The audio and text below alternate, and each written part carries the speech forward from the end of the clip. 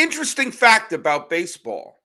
A team from the National League Central technically has to make the postseason, but that's not going to prevent the 5 teams in the NL Central from not making the postseason, or at least go down trying. Stephen Offenbaker of Locked On Reds is stopping by to talk about the division that nobody wants to win. This is Locked On MLB.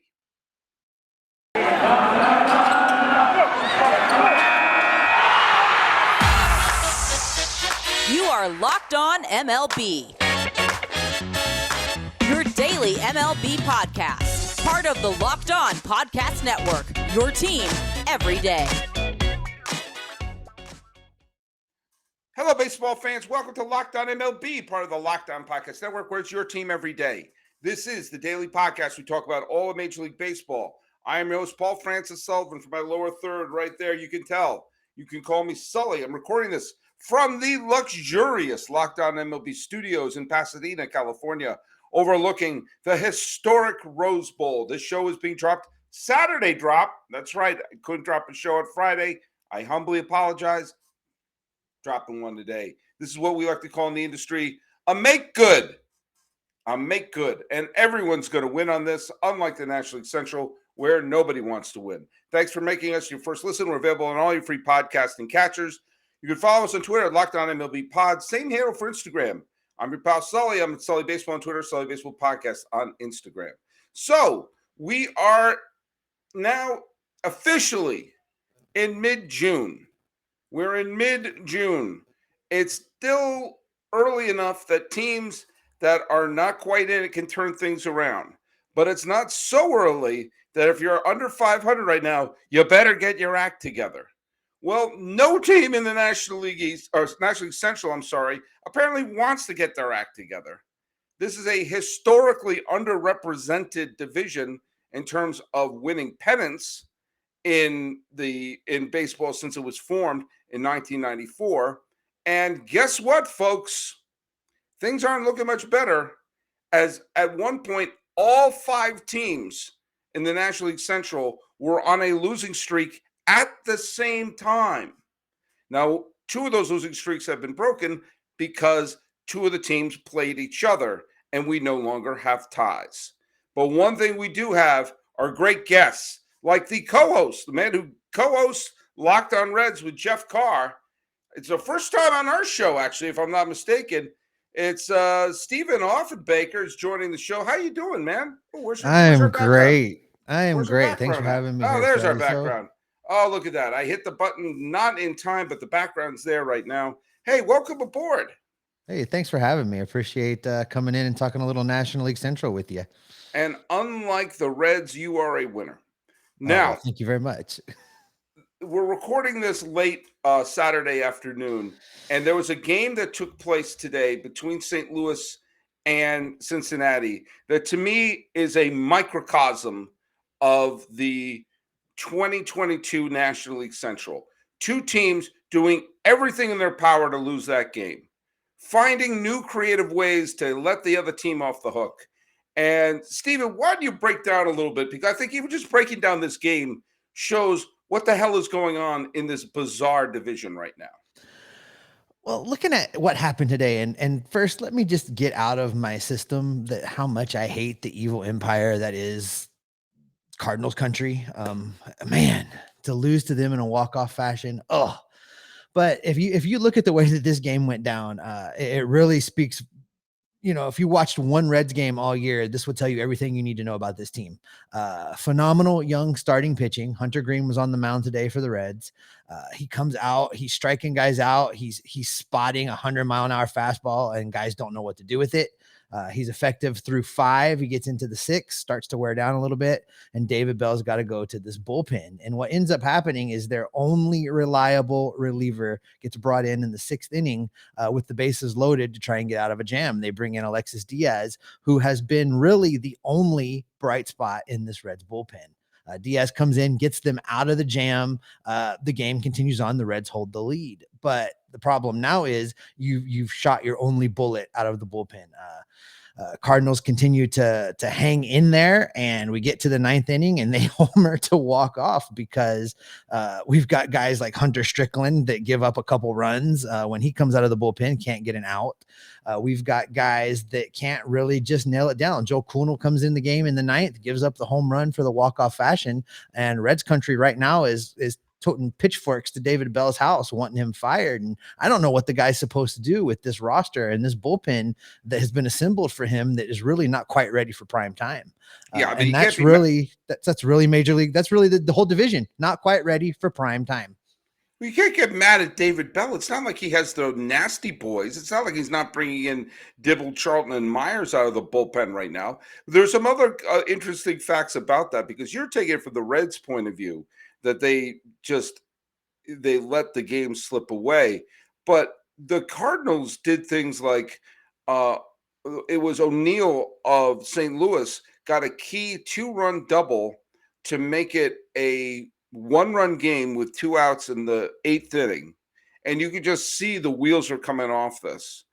And he's already in scoring position. And it's not like he is Frankenstein's monster. He can run. It's not like you're just shuffling. Okay, he's not Lou Brock, but he's somewhere between Lou Brock and Jabba the Hutt is the running skills of Tyler O'Neill. Okay, and for reasons that poets and scholars and sociologists will be studying for decades to come, he attempts to steal third base. He's already in scoring position.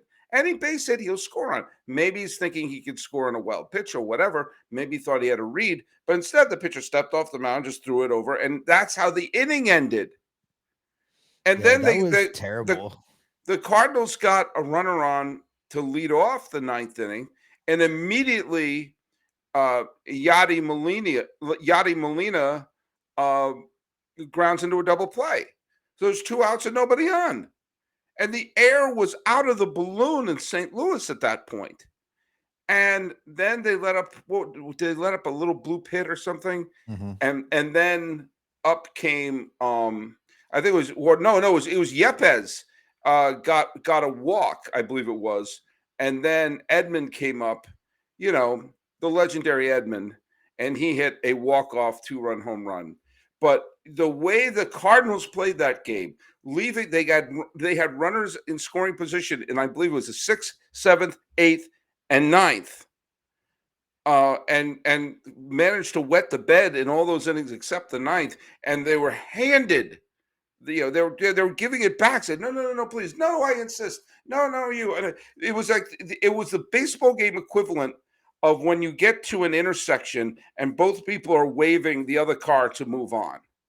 And that's what we had. That was what we call that an intersection game. And this was a game the Reds lost more than the Cardinals won.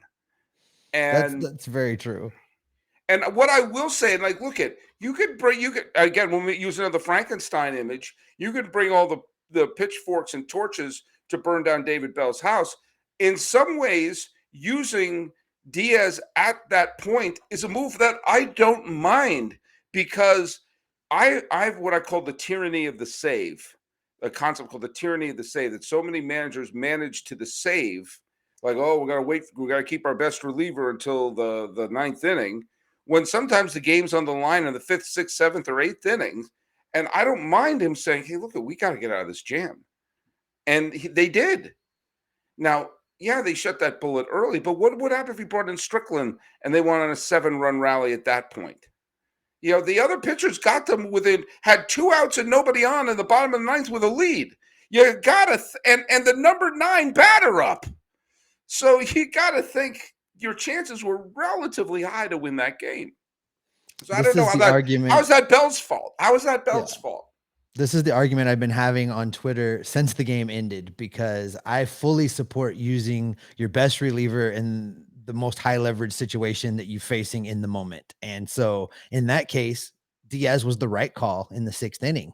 If I was going to question any of the moves that Bell made, I think it would be Strickland being in there long enough to give up a couple runs, because he has not been good. But and this is kind of the case throughout the National League Central right now is questionable moves with questionable players, questionable decisions with questionable outcomes. It's really what's been going down. I mean, the Cubs are a train wreck, the Reds are a train wreck, the Pirates are maybe on a slight upswing, but they're still mostly a train wreck. And then you've got the Cardinals and the Brewers basically battling it out for who wants to win this division the most, or who, like you said in the open, will lose the least. But the scary thing right now is if the playoffs started today, both the Cardinals and the Brewers would be in, because the Brewers would get the final wild card spot. So both of those teams would make the playoffs right now. Hold on a second, though. Hold on a second. That's actually no longer the case, because Atlanta just leapfrogged Milwaukee with the Braves' victory, and Milwaukee's loss means that Milwaukee right now is not a playoff team, which is saying something. They're wait, you're correct. Yeah. Who do you think you're talking to? But the aren't I a walking baseball encyclopedia according to you are. This is what we say about you on the daily, Sully. I know. Believe me, that's the only part I listen to in any of those shows. I just skip to the end. But yeah, some people are calling for Bell to be out of a job. And the main thing I bring up about that is, if you let Bell go, what method are you going to use to hire someone to be the new manager? And I would recommend LinkedIn Jobs. LinkedIn Jobs makes it easier to grow your team. LinkedIn Jobs helps you find the people you want to interview faster and for free. You could create a job post in minutes on LinkedIn Jobs to reach your network. Maybe get Joe Girardi. I think he's available. Joe Madden's out there. Beyond the world's largest professional network of over 810 million people, which may soon include Tony La Russa. Then add your job, the purple hiring frame around the LinkedIn profile, to spread the word that you're hiring, so your network can help you find the right people to hire. Simple tools like screening questions make it easier to focus on candidates with just the right skills, experience, so you can quickly prioritize who you'd like to interview and hire. For example, it may ask, would you intentionally walk a batter with a 1 and 2 count? If you answered yes, you may not get hired through LinkedIn Jobs. It's why small businesses and National League Central teams rate LinkedIn Jobs #1 in delivering quality hires versus leading competitors. LinkedIn Jobs helps you find the candidates you want to talk to faster. Did you know every week 40 million job seekers visit LinkedIn? Post your job for free at linkedin.com/LockedOnMLB. That's linkedin.com/LockedOnMLB. Post your job for free. Terms and conditions will, of course, apply. And hey, we're here with Stephen Offenbaker from Locked On Reds. I'm sure he will reiterate this, that we have an important favor to ask you. We're putting together a survey so you can learn more about listeners like you and make your favorite Locked On podcast even better. They'll be more gooder. This is an opportunity to tell us what you like and don't like about Locked On Podcasts. Go to lockedonpodcast.com/survey right now to get started. It won't take very long, and everyone that completes the survey can qualify for the chance to win one of 10 $100 Ticketmaster gift cards. So take advantage of our audience survey to go to lockedonpodcast.com/survey. And thanks so much for your help. We're here, as I mentioned, Stephen Offenbaker, half of the brain trust behind Locked On Reds. I'm going to just bring up 2 quick facts here. And these are not opinions, these are facts. Nobody in the National League Central is particularly playing like champions. The Reds and the Cardinals split the first 2 games. One of those teams had to win. You cannot have a game where a team doesn't win. That's not how baseball works. But let's just looking at the last week, let's say for last Sunday. By the way, since then, the Phillies are undefeated, the Braves are undefeated, the Marlins are undefeated. Okay, some teams are playing great baseball. The Red Sox are playing great baseball. The Padres are playing great baseball. The Yankees are playing great baseball. Some teams are really, really stepping up. Unbelievably, the Tigers are playing very good baseball. Some teams are not playing very good baseball, including in that stretch, the Brewers are winless in the last week, and they've lost their last 8 games. The Pirates going into today were winless. The Cubs were winless.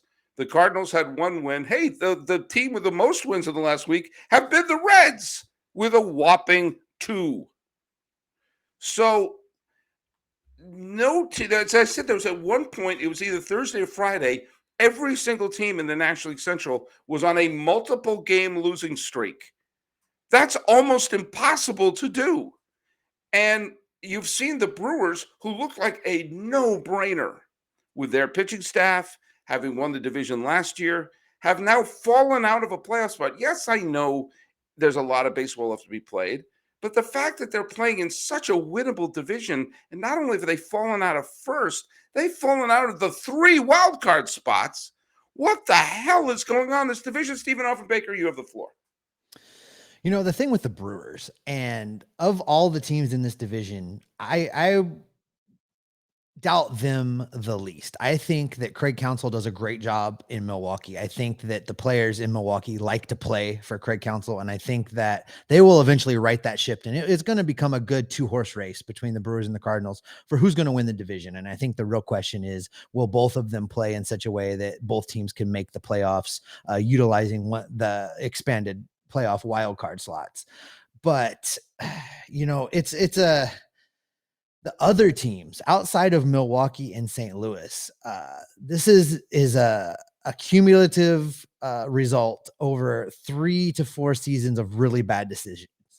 For Cincinnati in particular, the continued cutting of payroll, the reign of Phil Castellini as the running the ship from the ownership group, Dick Williams leaving, Nick Krall coming in. All of these things have led to a lot of bad decisions. The Reds are a train wreck. I don't really have an excuse for how they're playing right now.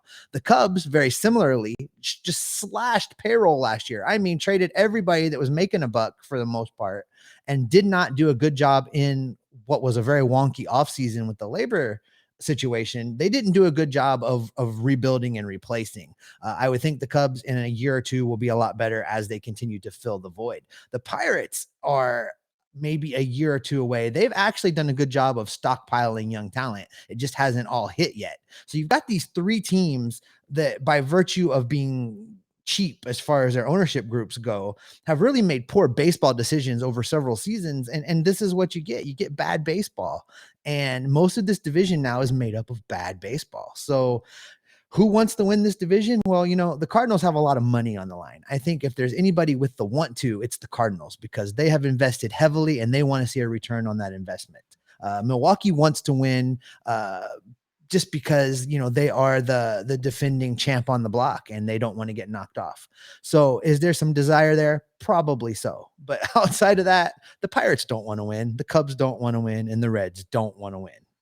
Okay, and this gets to one of the core problems of what should have been addressed during the lockout. Now, first of all, I am thrilled the lockout did not wipe out the season. I am thrilled that we're going to play 162 games, and we will for the next bunch of years. So I want to get that on the table. Right now, there's no denying that. But there needs to be an incentive, and I can't believe this has to be said out loud, to try to put a watchable product on the field.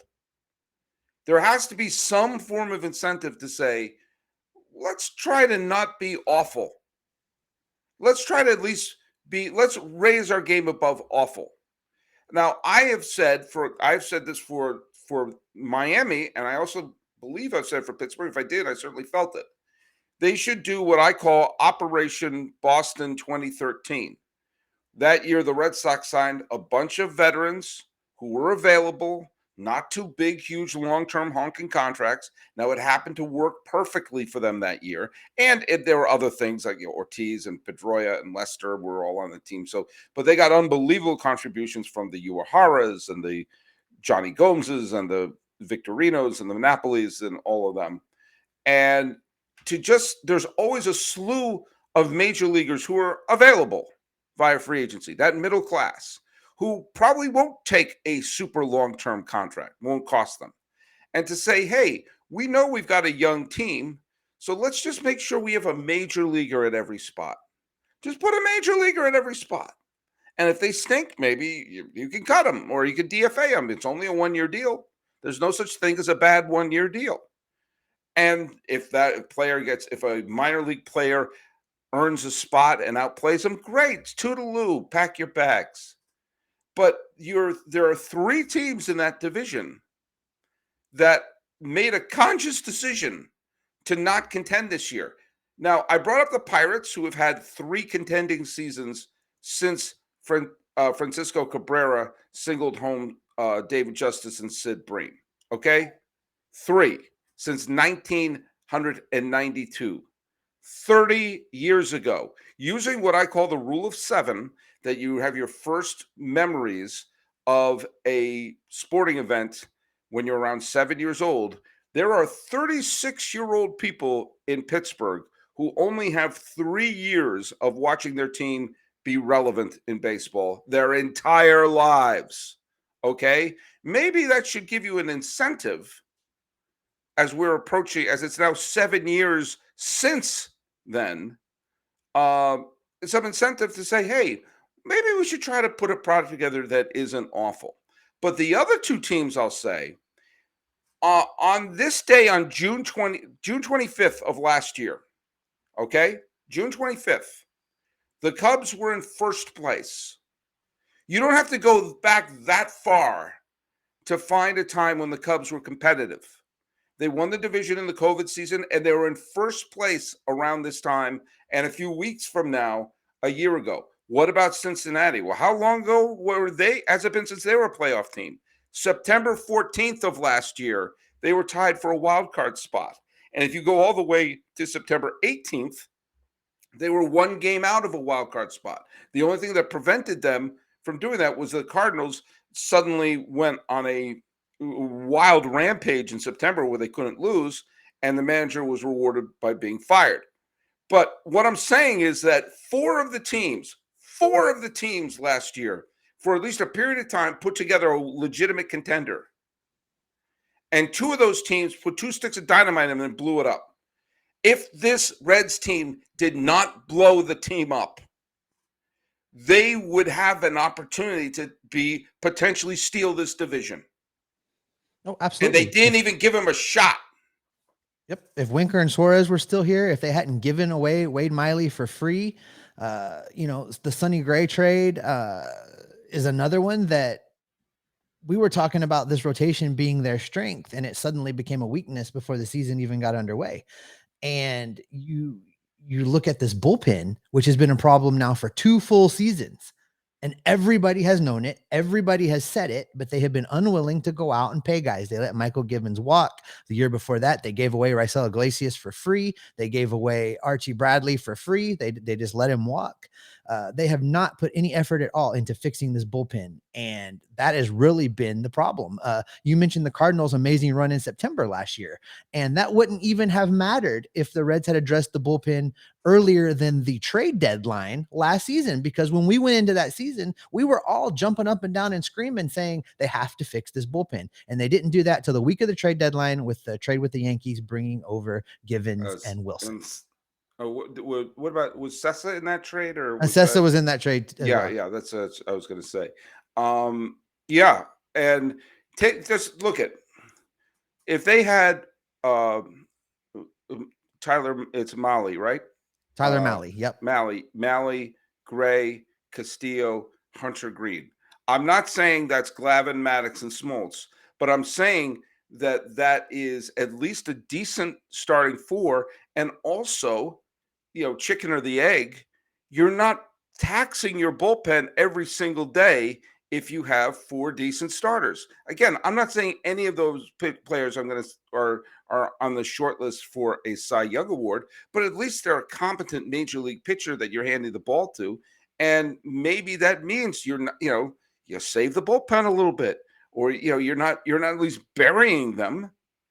And when you see how this division is playing, the trade they made with Seattle, the Suarez trade, and Winker, I keep saying Winkler, but yeah, trading Fonzie. Now look at neither one of, as I said, it's not like the Mariners acquired Griffey Jr. and Edgar Martinez in the deal, but they got a couple of major leaguers, and the people they got back aren't helping them win a winnable division. And what we're seeing with Milwaukee as they've gone the last week without winning a game is exactly the reason you go into a season thinking like, all right, let's see what we could do here. Because look I still think Milwaukee's going to win the division. I think they've stubbed their toe. But what if they didn't? What if they're having a down year?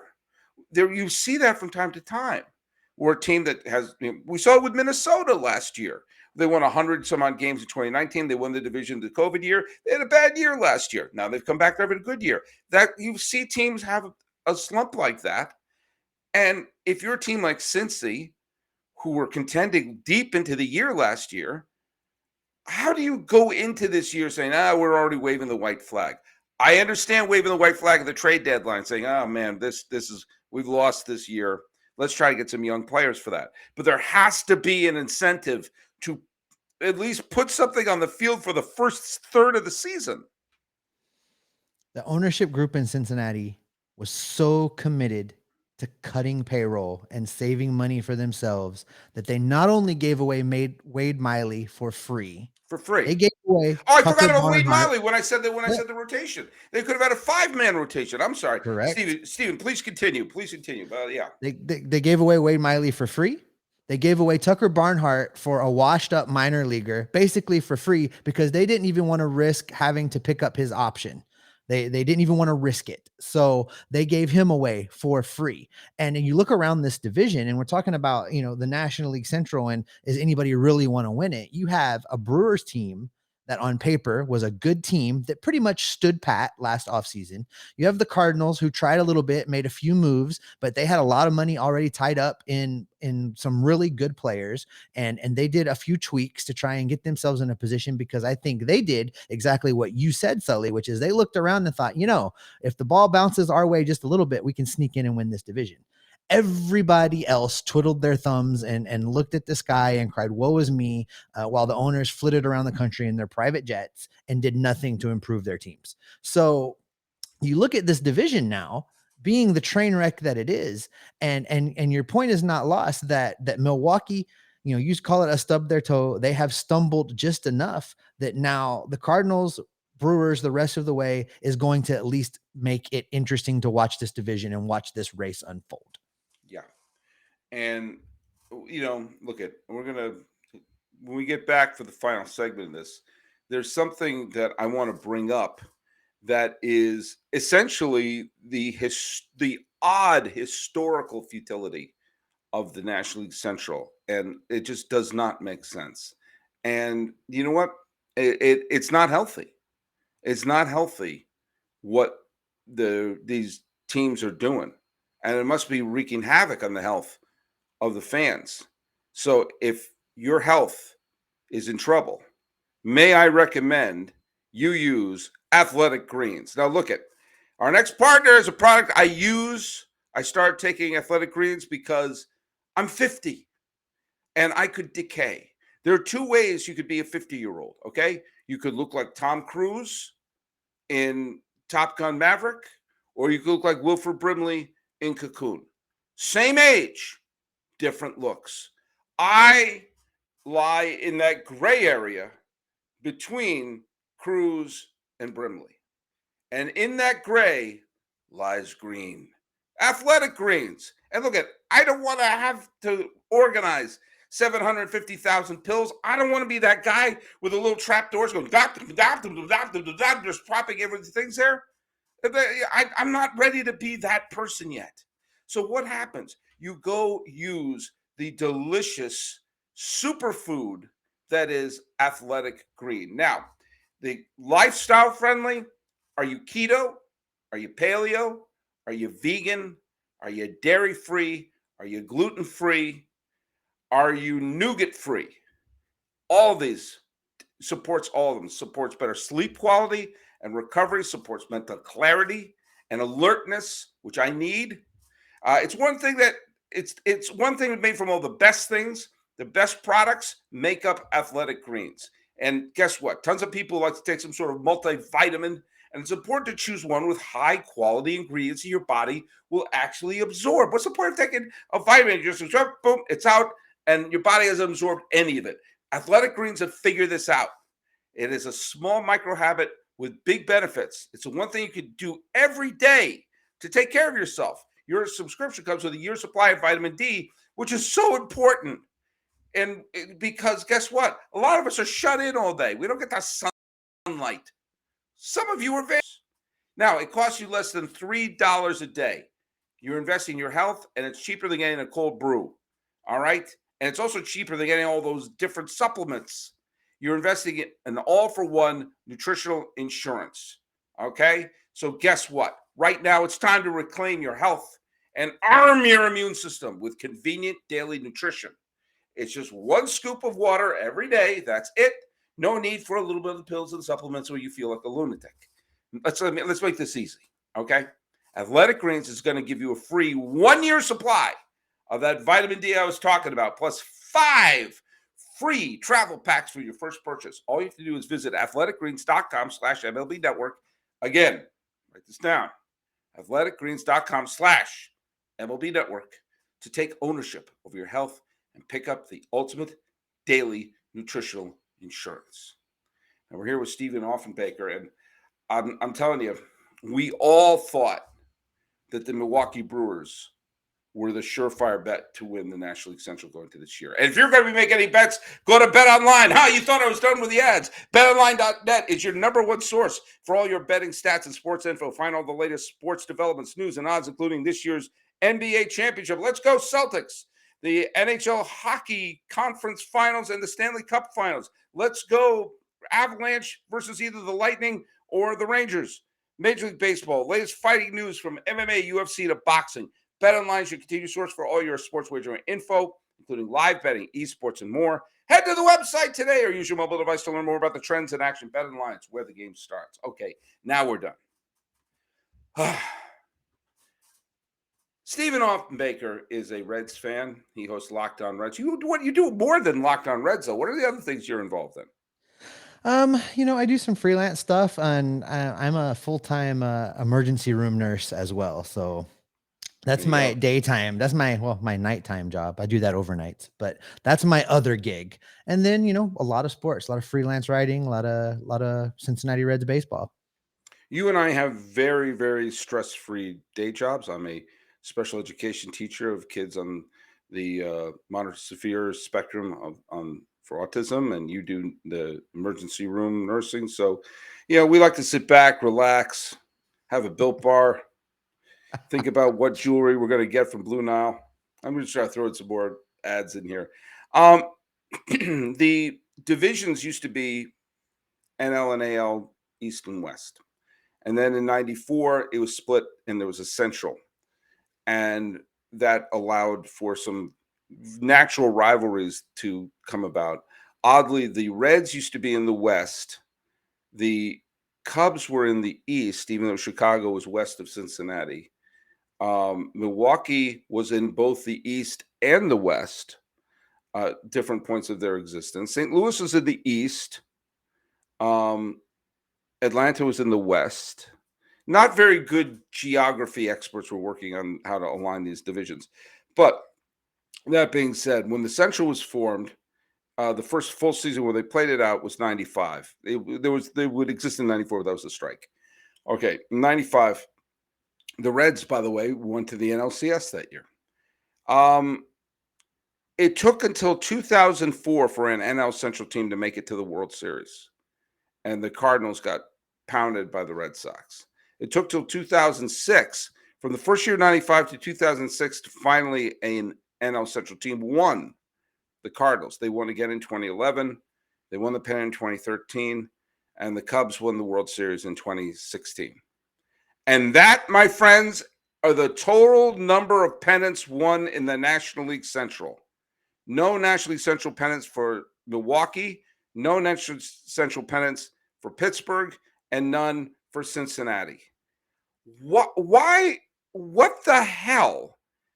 To quote Voltaire, what the hell? Why can't, even the number of trips to the league championship series, with the exception of the Cardinals, who always seem to be there, and that's like one other year the Cubs, or two other years the Cubs made it to the NLCS, or I guess three. They made it in 03, 15, and then yeah, they in 17 they lost to Los Angeles. Okay, so three times the Cubs made it to the NLCS, but like the Reds made it to one NLCS. Pirates haven't made it to an NLCS, and who am I missing? Milwaukee's made it to a couple. But like, what is it about the Central? It can't just be big market, small market. There have been small market teams to win pennants. What the hell? Why? Explain this. Stephen Offenbaker, you have the floor. So it is actually a lot about the markets. The fact of the matter is the National League Central lacks the giant markets that both the East and the West have. The East has the New York market, the Philadelphia market. That Atlanta market's pretty big as well. In the West, they've got the Dodgers in Los Angeles, huge market. They've got the San Francisco market, which is another huge market. So all of these teams have money. So is it all about money? Not exactly. You take the National League Central, and it is part lack of money, and it is also a historically bad collection of ownership and front office groups. None of these front offices seemingly know what they are doing. And that's a problem. I don't think they understand baseball. The economics of the game have changed in such a way that winning is no longer a priority, and putting fans in the stands does not matter. That's just icing. That's just fluff. The money that comes from people actually going to the ballpark. These guys all make their money from the TV deals. All 162 games are on the TV now, and that is because they're making so much money from those TV deals that they don't care whether you go or not. They don't care whether their team wins or not. They're going to get paid either way. And I think that's really what's wrong with the National League Central. You've got a collection of semi-poor owners that can't compete with the guys in the West and the East anyway, that are just really there to collect their paychecks. You know, I've been saying, I actually wrote this back in either 2010 or 2011 when I used to do stuff for a site called the Hardball Times. And I wrote a piece about if the Reds had the right ownership, they could create a regional powerhouse that would not be too different from the Red Sox. In that, I mean, the city of Boston, the city of Cincinnati, yes, Boston is bigger than Cincinnati, but Boston's not a gigantic metropolis. Boston's no Los Angeles or New York or Chicago or even Atlanta. And it's the fact that they have the entire region of New England to pull from and the deep roots of the fan base there. Well, there's deep roots of the fan base in Cincinnati going back to the 19th century. And they could reach out and be the team of Columbus, Dayton, of Louisville, of Indianapolis. There are a bunch of large cities that could be within their circumference. And things like the media market deals and the TV deals could be utilized. That they need to put their flag in some of those markets and say, this is Reds country. All of Kentucky, all of, basically from Columbus down in Ohio, kind of like, obviously northern Indiana is going to be all Chicago and everything, but southern Indiana should be Reds country. That's what it should be. And they should be taking the money from all of those regions. And look, they have the history, they have the fan base, and they have a gorgeous ballpark that, save for the Bruce home run, what is the great highlight in the history of that ballpark? It's probably the Bruce home run. Unless you're a Giants fan, it's the Posey Grand Slam. But that's not going to be a big moment for Cincinnati Reds fans. No, it's the Bruce home run, and it's the Todd Frazier home run derby win in the 2015 All-Star game in Cincinnati. Okay, I'm sorry. Those are the two big moments. When you start bringing home run derby, my eyes glaze over. I mean, that's fun. But that's like saying, yeah, the time when they were shooting the T-shirt cannon into the stands. I'm talking about actual tangible moments look, I went to my father and I used to go on these baseball trips. And we went to Cincinnati in 1993. And we went to Riverfront. I happen to like Riverfront, and I didn't have an adverse reaction to the cookie cutter parks because those are the stadiums I grew up watching on TV.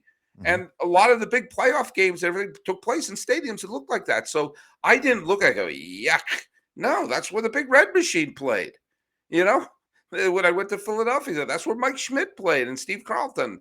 You know, in Pittsburgh, that's Roberto Clemente and Willie Stargell and all. That's where they played. So I didn't. I had nostalgia for places like that, but it was also when you walked around the concourse, you could see the river. Well, now the new stadium, you don't have to walk around the concourse. You see this beautiful view. It's pretty much, if I'm not mistaken, they built both the Bengals Stadium and Great American Ballpark are basically right next to each other near where the Riverfront Stadium was So originally located. Riverfront Stadium would be in the middle of where those two stadiums are now. So they're bookends, and they made a whole business called the Banks. It's a wonderful place to spend a summer night if you're down in downtown Cincinnati. Lots of great stuff going on down there. They completely redeveloped that whole area. It's beautiful.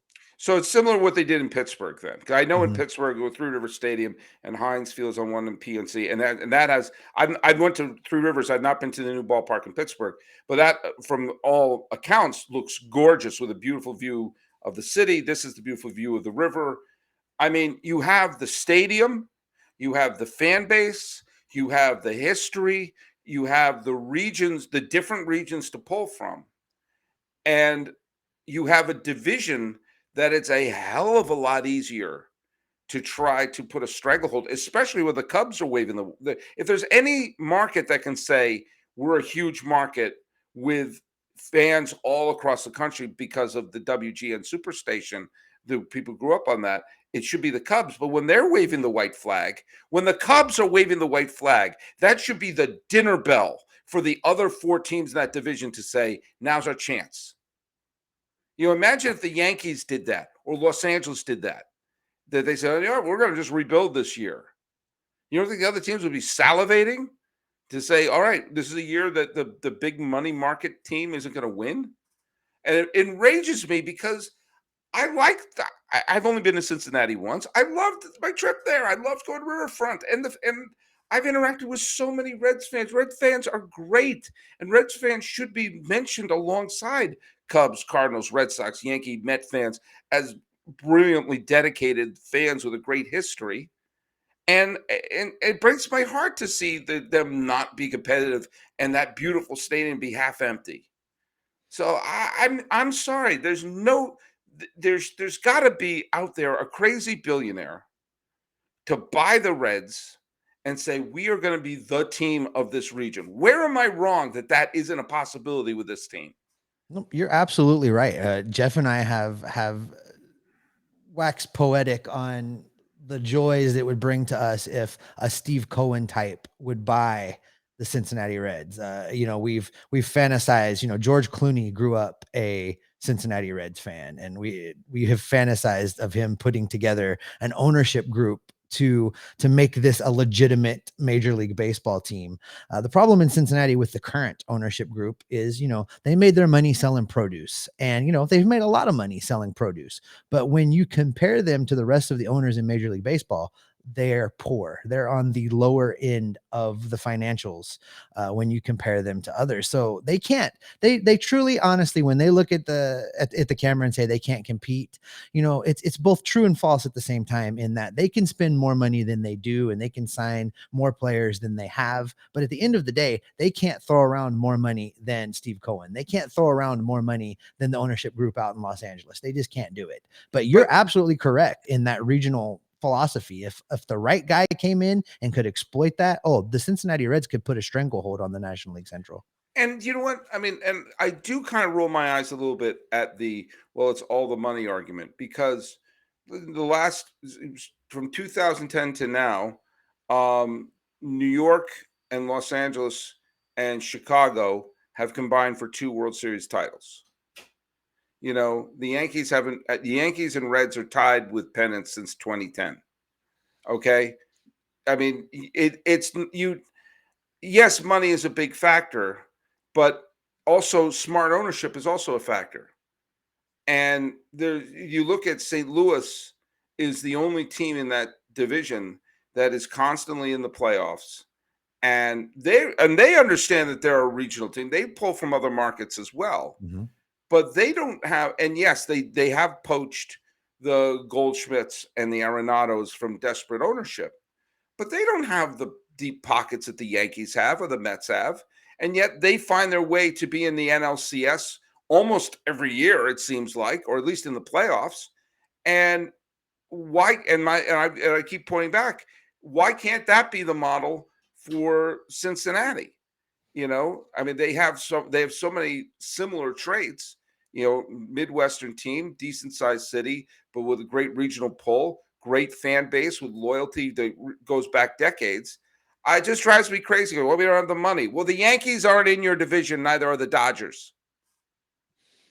So what they're saying now, both in Pittsburgh and in Cincinnati, is that they want to try and implement something akin to what we're calling the Tampa Bay model. They want to develop talent. They want to keep it around until it's got about 2 years worth of team control left. And then they want to flip them for more prospects and then rinse and repeat and build that way. Now that model's worked great in Tampa Bay, except that Tampa Bay is willing to go out and spend money on occasion to fill needs and patch holes, and they have invested heavily, tremendously in their scouting and in their front office and in the baseball people that can go out and find you those talents to bring in.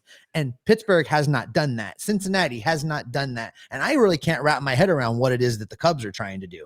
So No. you take those three teams are all in disarray and they're saying the right words. They'll look at the media and say the right words, but then they don't have the actions to back it up. They don't invest in the baseball people to get it done.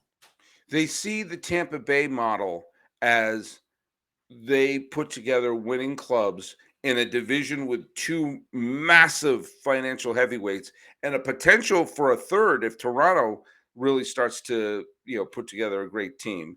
And man, they get to go to the playoffs and win the division and all that with a cheap payroll. The only thing they see is the cheap payroll. They don't see the other things that are required to make that work. They say, how do you win with it that cheap? Well, it takes a hell of a lot of work and investing in the right people. And what the hell are we paying this person for? So you don't have to go to free agency. And so all they see is the cheap. It's the equivalent of, and I'm going to end this with the strangest analogy you will ever hear in your life. But when Steve Martin exploded as a great stand-up comic in the 70s, he did a lot of really goofy things like putting the arrow through his head and making weird faces and noises. Well, there was a lot to his comedy. A lot of people try to rip him off by the equivalent of just doing the arrow through the head and talking funny. Well, Steve was doing more than that. And the reason why Steve was funny and you weren't is he was doing the other stuff behind it. All you saw was the arrow through the head. And all these owners see they're winning with a low payroll. Let's do that. Yeah, but you got to do a lot of other stuff to make that work. And that stuff isn't easy. I don't know if my Steve Martin analogy made sense. It made sense to me. I love Steve Martin. No, it's absolutely right. You have to, if you're whatever strategy you're going to implement with a professional sports franchise, you have to go all in on it. And the problem is these teams in the National League Central have only gone half on every strategy they've tried to implement since basically 1995. All right. Well, look at. I want the Reds to do well, and for Reds fans, man, it's been months since they've seen a contender. But hopefully they'll get it together, and hopefully, if you're a billionaire wondering what to do with your money, first of all, please, please, please invest in Locked On MLB. We'll talk about it. I'll get you a deal with Built Bars. But consider buying the Reds because you'll be able to put together a team, be able to put together a team that wins. And let me tell you something about Cincinnati fans. If you bring them a World Series championship, if you bring a title that they haven't seen since Barry Larkin, guess what? Ken Griffey Sr. played on the last team that won the World Series. He didn't finish the season there. They cut him. He wound up having the back-to-back homers with his son. But for a period of time, Ken Griffey Sr. was playing on the last Reds team to win the World Series. That's too long. So how much would Red fans adore a Reds team winning the World Series, especially one that has Joey Votto on it, even if it's just as a pinch hitter? They would be happy, right? They would build that person a statue. Whoever the That's owner right. of that team was, they would be here. I mean, look, Mike Brown has been forgiven, and the Bengals just went and lost a Super Bowl. And Yeah. the Bengals sold out season tickets in one of the worst run franchises in the history of professional Ever. sports. The Ever. Cincinnati Bengals have sold out season tickets because when you bring Cincinnati a winner, Cincinnati will support you unlike any other place in the country. So think about that, billionaire. Think about that. And think about listening to us. Stephen, where can people follow your great podcast? Well, we are Locked On Reds. We're available pretty much wherever podcasts are available, just like Locked On MLB. You can also follow our YouTube channel. We're doing lots of exclusive video content over there. Both Jeff and I have some shows within a show, we're calling it, where we're doing off topic and things that don't necessarily fit onto the podcast. You can find them there on the video feed. And you can follow me on Twitter at @Offenbaker, and you can follow the show at Locked On Reds. And you can follow us at Locked On MLB Pod, same handle for Instagram. And you can follow me on Twitter at Sully Baseball and on Instagram at Sully Baseball Podcast. Talking Reds and the futility of the NL Central and trying to encourage a billionaire to buying a team and making analogies that make sense to me. This has been Locked On MLB for the 11th day of June, 2022. I'm your host, Paul Francis Sullivan. That's Stephen Offenbaker. Please call me Sully.